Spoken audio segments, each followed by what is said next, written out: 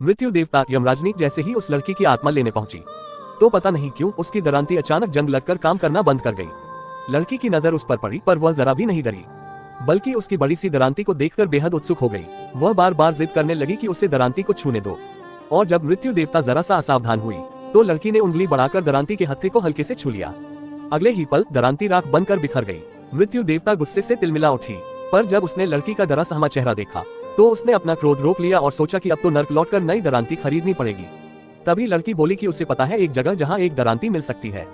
मृत्यु देवता को उस पर शक तो हुआ, लेकिन उसके पास और कोई उपाय नहीं था, इसलिए वह लड़की के साथ चल पड़ी। रास्ते भर लड़की की जिज्ञासा कम नहीं हुई, वह लगातार बातें करती रही और मृत्यु देवता को लगा मानो उसका सिर फट जाएगा। लेकिन 500 वर्षों की मेहनत से जो बचत की थी वह भी नई दरांती खरीदने के लिए काफी नहीं थी, इसलिए वह मन ही मन झुंझलाकर भी चुप रही। अचानक लड़की एक बेल में उलझकर गिर पड़ी। लड़की की गिरी पड़ी हालत देखकर मृत्यु देवता अनायास मुस्कुरा उठी, पर अगले ही पल लड़की ने बेल खींची, वो पलट कर लगी और वह जोर जोर से हंसने लगी। थोड़ी देर बाद वे दोनों एक पुराने टूटे फूटे मंदिर पहुंची। लड़की उसे भीतर ले गई, जहां एक दरांती पकड़े मृत्यु देवता की पत्थर की मूर्ति खड़ी थी।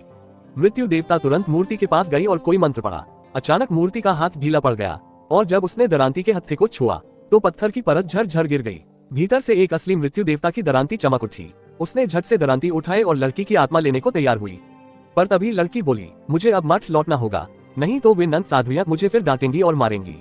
उसने मुस्कुराकर कहा कि अभी अभी के पल मेरे जीवन के सबसे सुखद थे। ये सुनकर मृत्यु देवता का दिल पसीज गया। उसने लड़की को जाने दिया, लेकिन जैसे ही लड़की बाहर निकली दूर से घोड़ों की तेज टापों की आवाज आई, फिर एक चीख सुनाई दी। मृत्यु देवता ने आंखें मूंद ली। उसने समझ लिया कि लड़की का भाग्य अभी नहीं बदला। जब वे दोबारा मिली, मृत्यु देवता ने निश्चय किया कि अब वह उसे इस बुरे संसार से दूर ले जाएगी और उसे एक ऐसे घर में पुनर्जन्म दिलाएगी जहाँ प्यार, स्नेह और सुख होगा।